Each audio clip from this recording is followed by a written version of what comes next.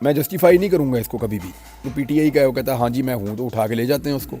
जब बेशुमार चीज़ें मिस की हैं मैंने। देखें जी, अगर इलेक्शन होते हैं ना तो फिर तो इमरान खान की हुकूमत बन जाएगी इस मुल्क में, लेकिन नवाज शरीफ की बारी फिर भी नहीं आनी। दो तरफ की चीज़ें हैं, लेकिन फिर भी पहले तो इसकी मजम्मत होनी चाहिए, जूता नहीं मारना चाहिए और अटैक नहीं करना चाहिए फिज़िकल। कानून को हाथ में नहीं लेना चाहिए, गलत बात है। कानून को हाथ में नहीं लेना चाहिए। आपके पास से जवाब देने के लिए दो तरीके हैं। एक, आप पुरअमन प्रोटेस्ट कर सकते हैं, वो आपका कॉन्स्टिट्यूशनल राइट है। दूसरा, मैं जस्टिफाई नहीं करूँगा इसको कभी भी।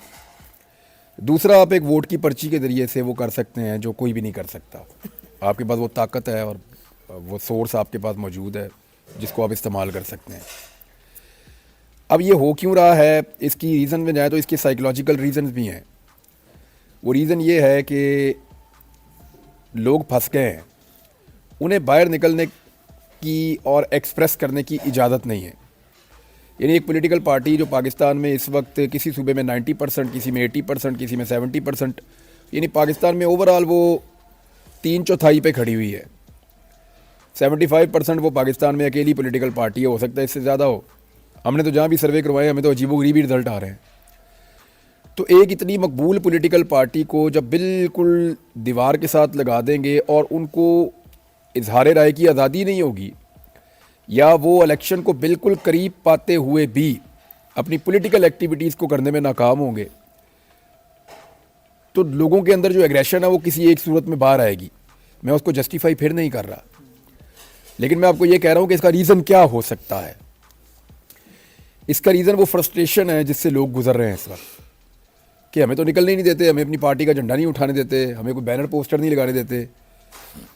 कोई बंदा खड़ा होकर देख रहा है, वहाँ पे बैनर लगा हुआ है, तो उसको पूछते हैं तो पीटीआई का है, वो कहता है हाँ जी मैं हूँ, तो उठा के ले जाते हैं उसको। थाने जाके पीछे से कोई बंदा आके बताता है ये नून लीग का है, उसको इज़्ज़त के साथ वापस छोड़ जाते हैं। तो ये जो सूरत हाल है ये लोगों के अंदर गम गुस्सा पैदा करती है, उससे फिर रिएक्शन आता है। जो प्राइमरी रिस्पॉन्सिबिलिटी है वो निगरान हुकूमत की और इंतज़ामिया की है कि वो इस तरह का माहौल पैदा ना करें जिससे माहौल फ्लेयर अप हो, ऐसी चीज़ें ना करें जिससे जज्बात भड़कें, बल्कि ऐसी चीज़ें करें जिससे पता चले कि सबके लिए फील्ड मौजूद है, सारे अपनी अपनी फील्ड में जाके अपनी अपनी मेहनत करें। अब एक पॉलिटिकल पार्टी है वो जलसे कर ही नहीं पा रही, तो वो दूसरे के जलसों को देख के उनको गुस्सा चढ़ेगा, जी हम नहीं कर पा रहे तो ये क्यों कर रहे हैं फिर। तो फिर इस तरह की गंदी हरकतें होती हैं। मुझे जो स्पेशली जो शेख कैसर अहमद शेख साहब के साथ जो हुआ ना, वो मुझे बड़ा दिल पे मुझे तकलीफ़ हुई, इसलिए कि मैं उन्हें जानता हूँ, वो इंतहाई शरीफुन नफ्स इंसान है और चनियोट के लोग उनकी बड़ी इज्जत करते हैं और वो बड़े इज़्ज़तदार, बड़े धीमे लहजे के, बड़े प्रोग्रेसिव आदमी। वो पाकिस्तान के बारे में हमेशा बड़े पॉजिटिव रहते हैं और गलत चीज़ को गलत कहने की उनके अंदर कुछ हिम्मत मौजूद है। वो उन लोगों में से हैं जो कह देते हैं कि पार्टी पॉलिसी के अगेंस्ट भी कि ये गलत है और ये ठीक है। तो ऐसे बुज़ुर्ग को, ऐसे सियासतदान को, ऐसे इज़्ज़तदार आदमी को सर में पत्थर मारना तकलीफ दे था। मुझे वो बहुत अफसोस हुआ देख के। अच्छा, आप इतना अर्सा जो है वो रहे मंजर आम से गायब रहे, जब आप वापस पहुँचे तो कौन सी ऐसी चीज़ या कौन सा ऐसा वाक़या या कौन सी ऐसी चीज़ आपने बहुत ज़्यादा उसकी कमी महसूस की जब आपको पता चला कि या ये शख्स की कमी या कुछ और हो गया या किसी की खुशी या किसी को आपने बहुत ज़्यादा मिस किया वो आपको पता चला? जब बेशुमार चीज़ें मिस की हैं मैंने, और जो मुझे तकलीफ़ रहेगी जिन चीज़ों से, कुछ ऐसे प्यारे लोग थे जो अब दुनिया में नहीं हैं, तो उनका मुझे अफसोस रहेगा। कई जगह पे तो मेरी अफसोस करने जाने की भी हिम्मत नहीं पड़ती, तो मुझे लगता है कि मैं उनके ज़ख्म को रेत दूंगा दोबारा। अब फ़लस्तीन में जो हुआ, इसराइल में, ये मेरा सब्जेक्ट था, इस पर मैं बहुत काम करता था, बहुत ज़्यादा। तो मैं उस पर इस दफ़ा बात ही नहीं कर सका, लोगों को आगाह नहीं कर पाया, लोगों को इकट्ठा नहीं कर पाया, उनको इन्फॉर्मेशन प्रॉपर तरीके से मैं नहीं दे पाया। एक मेरी ऑडियंस थी, उनका एक राइट था कि उनको वो सारी चीज़ें अपडेट की जाती, वो मैं नहीं कर पाया, उसका मुझे अफसोस रहेगा। और भी काफ़ी चीज़ें हैं जिनका अफसोस रहेगा। ओवरऑल अफसोस ही है ना यार। देखें, कोई ऐसे कोई अपनों को मारता है, अफसोस तो है ना। अच्छा इमरान भाई, आप बतौर जर्नलिस्ट, आपसे मैं सवाल करूं कि आप बतौर जर्नलिस्ट क्या देखते हैं?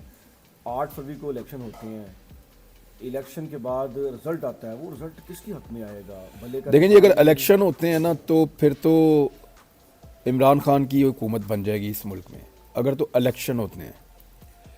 और अगर जबर एक्शन जारी रहता है तो फिर भी पीडीएम का एक मतंजन तो बन जाएगा, एक ऐसा मतंजन जिसके अंदर सारे मसाले होंगे। फिर 13 जमातें, हो सकता है 14वीं भी शामिल हो जाए, बीच में 15वीं भी हो जाए, तो वो एक मतंजन तो बन जाएगा उस सूरत में कि जबर एक्शन हो। लेकिन नवाज शरीफ की बारी फिर भी नहीं आनी, क्योंकि मतंजन में मियाँ साहब का चांस बहुत कम है। इमरान भाई, सहाफ़ियों को नोटिस और दर्जी वाली मिसाल, ये कहानी बता दें ज़रा। वो यार मैंने तुम लोगों को वैसे ही कहानी सुनाई थी वो बड़ी लंबी कहानी है, वो फिर किसी वक्त मैं सुनाऊंगा। लेकिन ये है कि ये जो सहाफ़ियों को नोटिस हुए थे, इस पर कोई चीफ जस्टिस ने कहा है, उनको एहसास हो गया कि ये ज़्यादती हो रही है और हमारा हक है कि अगर हमें लगता है कि किसी अदलिया ने या किसी अदालत ने एक ऐसा फ़ैसला किया है जो हमें लगता है कि इंसाफ के मुताबिक नहीं है, तो हम उस पर अपनी राय दें। ये हमारा कानूनी हक है और ये हक हम इस्तेमाल कर सकते हैं और हम करते रहेंगे आइंदा भी इंशाल्लाह। और तनकीद करने में क्या होता है, यानी आपको अगर कोई चीज़ ऐसा लगता है कि यहाँ नाइंसाफ़ी हो या गलत हुआ है तो आप उसके ऊपर बात कर सकते हैं, तनकीद क्यों ना करें। मुझे बताएं, जिस अदालत ने भुट्टो को फांसी दी थी उस दौर में भी तो लोग इस पर तनकीद करते थे ना। आज की अदलिया खुद तस्लीम कर रही है कि वो गलत हुआ, कर रही है ना, तो कल भी ये अदलिया तस्लीम करेगी कि काजी फ़ायद ईसा का फ़ैसला बहुत ही गलत और एक ऐसा फ़ैसला था जिस फैसले की नज़ीर नहीं होनी चाहिए। एक शर्मनाक फ़ैसला था जिसमें एक सियासी जमात से और उसके करोड़ों वोटर से वोट डालने का हक ही छीन लिया, उनका बल्ला ही छीन लिया, उनका वो इंतखाबी निशान ही छीन लिया। अच्छा इमरान भाई, ये बताइएगा कि सारी सूरत हाल आपके सामने इस वक्त मुल्क में जो चीज़ें चल रही हैं, अगर इलेक्शन इसी तरह होता है तो क्या पीटीआई सीटें निकाल सकेगी? क्या केपी में आपने देखे हैं पीटीआई के जलसे, तो क्या वहाँ पर कोई पीटीआई अपसेट करेगी या पंजाब में करेगी, अगर यही माहौल रहा तो जो आज है? देखें, ये आज़ाद उम्मीदवार जीत जाएंगे, लोगों को पता है कि किसको वोट डालना है, इंतखाबी निशान क्या है और कैसे डालना है। ये अगर फैसला बिल्कुल इलेक्शन के करीब जाके आ जाता तो शायद मुश्किल हो जाती। अब जो मैंने इन्फॉर्मेशन इकट्ठी की है ग्राउंड से, पीटीआई ने अंडरग्राउंड काफ़ी वर्किंग की है और अपने वोटर को, अपने सपोर्टर को ये बताया कि हमारा इंतखाबी निशान क्या है हर हल्के के अंदर। इससे दिक्कत ज़रूर होगी, प्रॉब्लम होगी, कुछ फ़ीसद तक फ़र्क भी पड़ सकता है, लेकिन टर्न आउट अगर ज़्यादा हुआ तो ये आज़ाद उम्मीदवार बड़े तगड़े हो जाएंगे।